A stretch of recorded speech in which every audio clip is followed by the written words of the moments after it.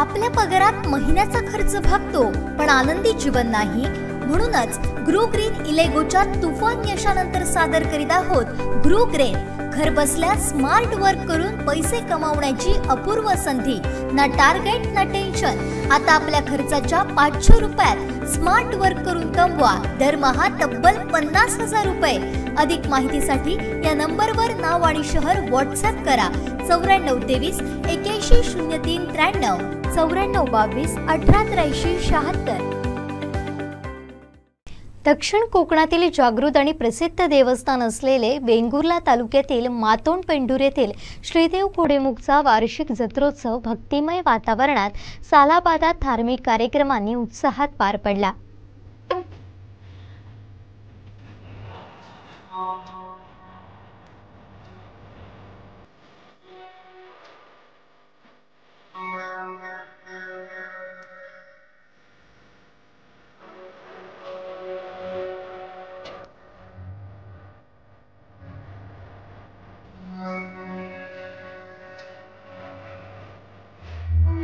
भक्तांच्या हाकेला धावणाऱ्या 360 चाळ्यांचा अधिपती सरसेनापती श्री घोडेमुखचा वार्षिक उत्सव भक्तिमय वातावरणात आणि धार्मिक कार्यक्रमांनी पार पडला। देवाचं दर्शन घेण्यासाठी सकाळपासूनच भाविकांनी गर्दी केली होती। दर्शनासाठी सिंधुदुर्ग, गोवा, कर्नाटक, मुंबई, कोल्हापूर आदी भागातून भाविकांनी डोंगर चढून देवाचं दर्शन घेतलं। मातोंड सातेरी मंदिर इथून तरंग देवतांचे सुमारे 10 किलोमीटर पायपीट करून घोडेमुख मंदिर इथं आगमन झाल्यानंतर खऱ्या अर्थानं या जत्रोत्सवाला सुरुवात झाली। यानंतर देवस्वाऱ्या डोंगर चढून घोडेमुख मंदिरात पोहोचल्यानंतर सालाबादात धार्मिक विधींना सुरुवात झाली।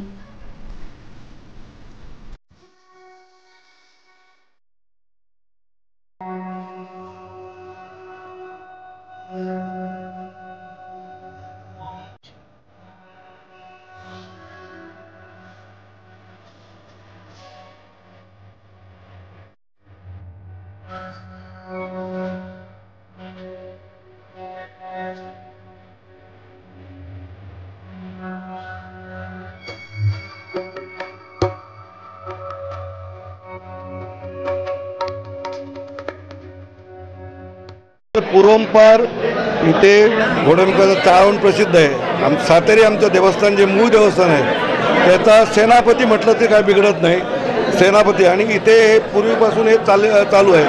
आणि 85 साली हे जेव्हा देवस्थान जेव्हा हे होतं नुसतं पाषाण होतं ते 85 सालांनी गावातल्या सगळ्या लोकांनी जमून हे वास्तू निर्माण केली। आणि 85 सालापासून पायऱ्या बिऱ्या सगळं करण्याचं होतं। मध्यंतरी थोडे मतभेद झाल्यामुळे एक 4-5-6 वर्ष थोडासा हे आहे। त्याच्यामुळे देवस्थानचा जो आमचा हक्क आहे तो हिरावून घेण्याचे काही लोक प्रयत्न करत आहेत। पण वस्तुस्थिती अशी आहे की हे देवस्थान सातेरीच्या निगडीत आहे।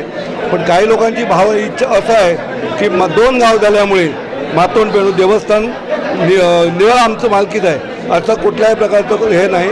देवस्थान हे कुठलं विभाजन होऊ दे काय होऊ दे, कुठले देवस्थान हे एका ह्याच्या अंडर येतात अशी। आणि त्याच्यासाठी लोक हजारो लोक इथे भाविक येतात। मध्यंतरी इथे देवस्थान कोंबडे कापणे वगैरे बंद सगळं शासनामार्फत झालं होतं, पण शासनाला तो कंट्रोल झाला नाही आणि त्यांनी स्वयंस्फूर्तीने कोंबडे कापून वगैरे सगळे विधी कार्यक्रम पार पडले।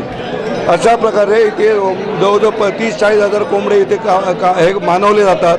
आणि चांगल्या अशी अनेक गोवा, बेळगाव, आजरा, उत्तूर वगैरे लोक इथे भाविक इथे येतात आणि आपलं नवस फेडून जातात। इथला कार्यक्रमात 2 दिवसाचाच असतो, 2 तासाचाच असतो, पण हजारो भाविक येऊन आपल्या इच्छा आकांक्षा ज्या असतात ते पूर्ण करतात। काही लोकांना कोणाला विधा झाली काय झालं तर त्यांचं एक अंगवण असतं की आम्ही अमुक हे घालतो आम्हाला देव। आणि अशा प्रकारे बाहेर कोणीही गेले तर देवाचा धावा करतात, देवा घोडेमुखात धाव की त्यांना देव तो पावतो अशी एक भावना आहे। आणि अशा प्रकारचं हे जागृत देवस्थान आहे। आणि चांगल्या प्रकारे खेळीमेळीच्या वातावरणात हे आमचं देवस्थान जरी मतभेद असले वाद असला तरी खेळीमेळीच्या वातावरणात चांगल्याच ह्याच्यात हा कार्यक्रम पार पडतो। हे कसं आहे हे चाळा म्हणून आहे। तिथे 2 तासाचं म्हणजे देव आल्यानंतर गावची जी हे शमाथारोहण वगैरे म्हणतात तिच्यात नारळ आणि कोंबडा हे इथे देवाच्या मार्फत दिलं जातं। ही आमची परंपरा रीत। आणि दुसऱ्या दिवशी देव खाली जाण्यापूर्वी सगळे जे भाविक असतात ते खाली जातात. त्याच्यानंतर देव एकटाच तरंगासहित वाजत गाजत खाली जातो. आणि इथे दुसऱ्या दिवशी इथे काय त्याच्यानंतर इथे कोणी एक माणूस येत नाही किंवा पाला हे वगैरे काय दिसत नाही अशी आख्यायिका आहे. आणि अशा प्रकारे सगळं चालू आहे. गावकरी मानकरी यांच्या मार्फत घोडेमुखच्या चाळ्यांना नारळ कोंब्याचा मान देण्यात आला.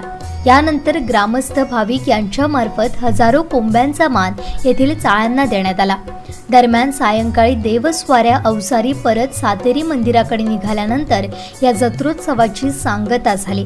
या जत्रोत्सवात कोणताही अनुचित प्रकार घडू नये म्हणून वेंगुर्ला पोलीस निरीक्षक तानाजी मोरे यांच्या मार्गदर्शनाखाली वेंगुर्ला पोलिसांचा चोख बंदोबस्त ठेवण्यात आला.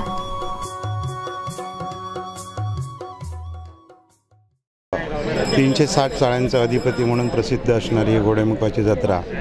आणि ॲक्च्युअल हे जे देवस्थान आहे हे शंकराचं लिंग म्हणून प्रसिद्ध आहे. परंतु 360 चाळे जे आहेत ते चाळ्यांना शांत करण्यासाठी या ठिकाणी कोंब्याचा मान दिला जातो.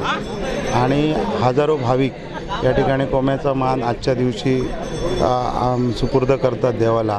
आणि त्याच्यातून एक भाविकांकडनं एक समाधान असतं आणि प्रत्येकाचे नवस असतात. ते नवस पूर्ण करण्यासाठी अशा प्रकारचं एक खूप मोठं वातावरण निर्मिती या ठिकाणी होते. आणि या गावाची जी ओळख आहे ती ह्या घोडेमुख देवस्थानामुळेच ओळख आहे. मातोंड आणि पेंडूर म्हणजे पूर्वीचा मातोंड गाव, त्याच्यानंतर विभाजन होऊन पेंडूर झालेलं गाव. आणि ह्या पेंडूर गावाच्या या सीमेवरती उंच डोंगर भागामध्ये ही घोडेमुख देवस्थान वसलेलं आहे. आणि याचं आजच्या दिवशी या ठिकाणी मार्गशीर्ष महिन्याच्या 4थ्या दिवशी ही जत्रा होते. आणि याच्यात खूप मोठा जनसागर लोटतो या ठिकाणी. रत्नागिरी म्हणा किंवा कोल्हापूर, गोवा या ठिकाणून आणि या सिंधुदुर्ग जिल्ह्यातील बरेच भाविक या ठिकाणी आपला नवस देण्यासाठी या ठिकाणी येतात. आणि अशा प्रकारचा माहोल आता आपण बघितला आहात.